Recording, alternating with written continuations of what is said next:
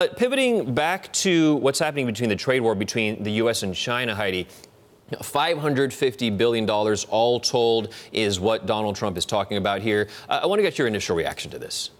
So, we've just seen the first step in the opening gambit to this trade war. And so far, it's really, I think the initial impact is going to be looked at on an industry by industry basis. So in the U.S., for example, it's really the farmers and the ranchers, I think, that you're hearing from first for the potential fallout. A lot of the other components that were part of supply chains that individual companies had been depending on, it's going to be an industry by industry response. It's harder to actually play out how this is going to end up as we haven't seen the further escalation yet of that additional $16 billion. But it's also hard to figure out where it's going to go because, quite frankly, we don't know if this White House knows what the end game is yet. There have been discrepancies between different positions within the administration, and I think until we have a good sense of where this is going, we can't really try and figure out where it's going to hit from a macro basis.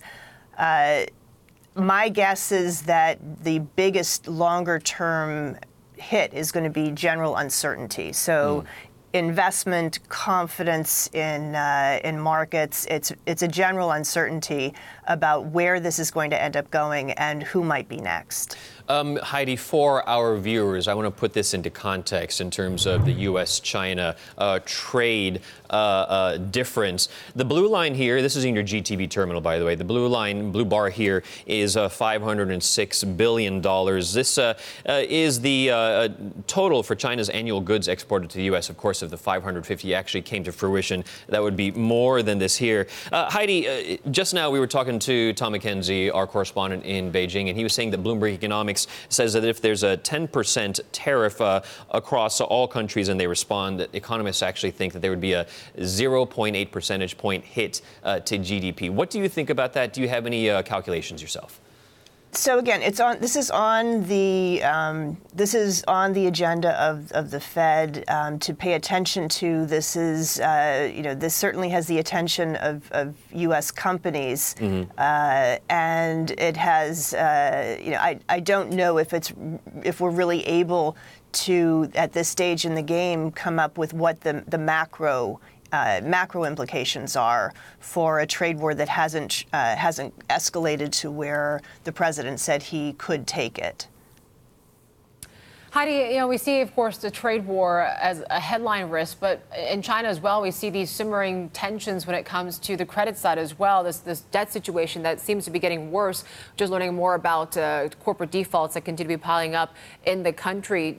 This has more to do with credit than President Trump itself. Do you think that the PBOC has a good handle on the deleveraging situation at the moment? So I think they have the A-team in place and about as good a handle on it as one could hope for right now. I think the IMF has just been out there and done it's the beginning of its Article 4 with China and seems to be flagging the issues, particularly the extent to which deleveraging needs to occur. But I think that they're of the mind that it's within the capability of the PBOC and the leadership.